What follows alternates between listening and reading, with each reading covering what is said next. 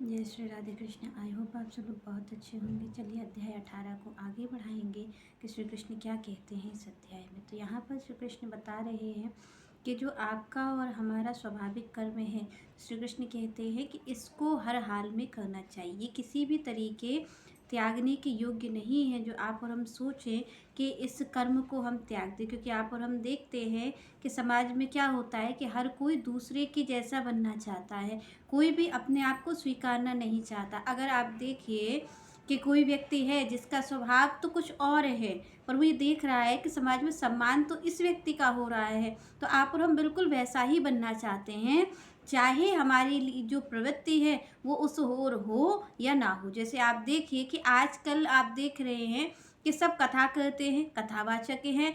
तो जो कथा करते हैं, तो आज के दौर में आप देखिए कि चाहे वो बच्चा हो, बूढ़ा हो, जवान हो, कोई भी हो, हर कोई कथा ही कर रहा है। तो इसका क्या है? क्या हर किसी की प्रवृत्ति भगवान के मार्ग में हो गई है? ऐसा तो संभव नहीं होता, क्योंकि आप और हम देख रहे हैं कि कैसा लोग कार्य कर भगवान की प्राप्ति के लिए रहे। सब लोग इसीलिए कर रहे हैं कि भाई ये तो कथा है, इससे तो भगवान की भक्ति का ही आगे बढ़ेगी, भक्ति आगे बढ़ेगी, सब में भक्ति होगी। पर आप परिणाम देखिए कि आज तो हर एक गली मोहल्ले सब जगह कथा करने वाले हैं, सब जगह कथा करने वाले, उसके बाद भी धर्म की ऐसी दुर्दशा कैसे हो रही है।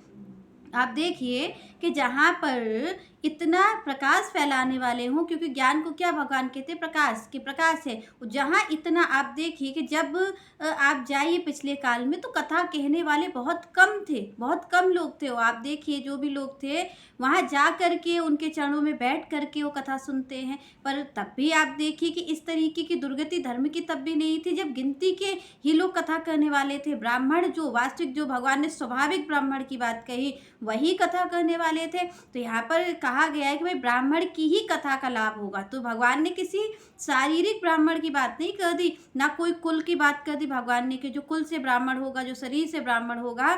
श्री कृष्ण कहते ऐसा नहीं है कि वो तार देगा दुनिया को। यहाँ पर श्री कृष्ण का जो ब्राह्मण होगा स्वभाव से, वो तार देगा, चाहे वो शूद्र में हुआ हो उसका शरीर, या क्षत्रिय में हो, या वैश्य में हो। जिसका स्वभाव ब्राह्मण का है, श्री कृष्ण कहते उसके मुख से भगवान की कथा जब निकलेगी तो वो अमृत के समान होगी। तो अमृत के समान तो भगवान कहते इस भव सागर से पार कर देने वाली होगी। कौन होगी? जब ब्राह्मण के मुख से कथा निकलेगी। तो इसलिए कहा जाता है ब्राह्मण के ही मुख से कथा सुननी चाहिए।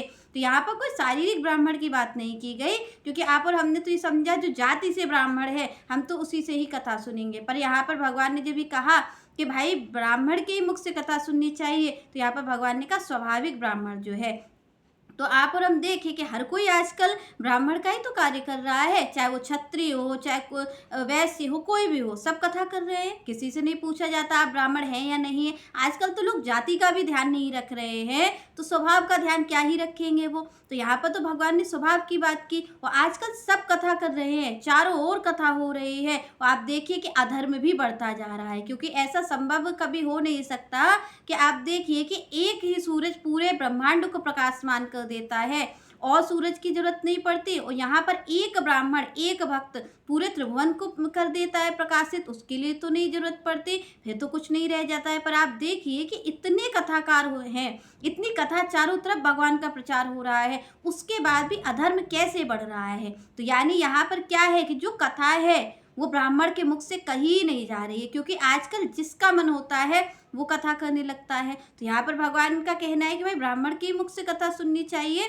तो कौन से ब्राह्मण? जो स्वाभाविक ब्राह्मण है, जो कुल से ब्राह्मण नहीं है, जाति से ब्राह्मण नहीं है, जो प्रवृत्ति से ब्राह्मण है, उसके मुख से अगर आप और हम कथा सुनेंगे तो हम निश्चित रूप से भगवान की प्राप्ति करेंगे। पर यहाँ पर आप देखिए कि जब सब कुछ हो रहा है, तो यहाँ पर श्री कृष्ण ने इसी चीज को संकेत करते हुए कहा कि आप अपनी वृत्ति के अनुचित कार्य ना करें। जो वृत्ति के आपकी उचित कार्य है, जिस तरफ आपकी वृत्ति है उसको पहचान करके उसके बाद आप कार्य करें। क्योंकि यहाँ पर संतों ने कहा है कि देखा देखी भक्ति का अभ्यास न होए निवाह। यहाँ व्यास जी कहते हैं कि देखा देखी भक्ति का नहीं होगा। आप और हम देख रहे हैं कि भाई आजकल क्या है कि आजकल इसी चीज को अध्यात्म माना जा रहा है। हर कोई माला डाल करके भगवान का प्रचार कर रहा है। तो भगवान का प्रचार किस लिए करना है ये बिना जाने, कोई धर्म के लिए नाम पर कर रहा है, कोई धन प्राप्ति के लिए कर रहा है, पर वो भी धर्मात्मा ही बन के कर रहा है।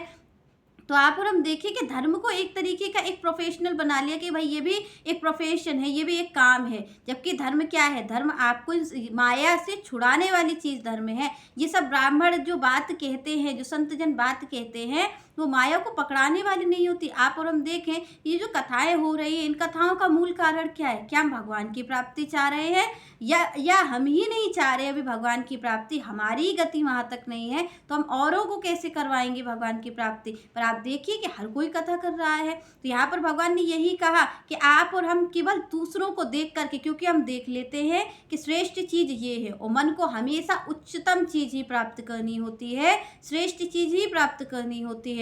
तो वो जब ये देखता है कि भाई संसार में सम्मान सबसे ज़्यादा ब्राह्मण शरीर को मिल रहा है, कथा करने वालों को मिल रहा है, तो वो भी कथा ही करने लग जाता है कि भाई कथा करेंगे बिना अपनी वृत्ति को जाने। तो यहाँ पर श्री कृष्ण ने यही कहा कि आपका जो भी वृत्ति आपकी है, आप उसको देखो और उसी के अनुसार कार्य करो। अगर आप क्षत्रिय हो, भगवान ने कहा कि आप ठीक है, आप जानते हो भाई ब्राह्मण सम्मान का पात्र है, ब्राह्मण हर कार्य कर सकता है। श्री कृष्ण कहते पर आपकी जो वृत्ति है, वो आपकी वृत्ति क्षत्रिय है, आपका स्वभाव जो है वो क्षत्रियपन का है, तो आप ये सोचते होगे कि भाई मुझे दूसरों की हानि भी करनी पड़ सकती है, क्योंकि आप देखिए कि अगर आप क्षत्रिय हो और कोई अधर्म कर रहा होगा तो क्षत्रिय मारना भी पड़ता है। भाई क्षत्रिय को मारना पड़ेगा, क्योंकि क्षत्रिय का तो वो काम है, उसे रक्षा करने के लिए तो किसी को मारना पड़ेगा। और आपने सुन लिया ब्राह्मण के द्वारा कि भाई किसी को हानि नहीं पहुंचानी चाहिए, परपीड़ा नहीं करनी चाहिए, किसी को कष्ट नहीं देना चाहिए। तो अब आप ये सोचोगे कि भाई अगर मैं क्षत्रिय रहा तो उसके बाद तो मुझे किसी को सजा देनी पड़ जाएगी, किसी को दंड देना पड़ जाएगा,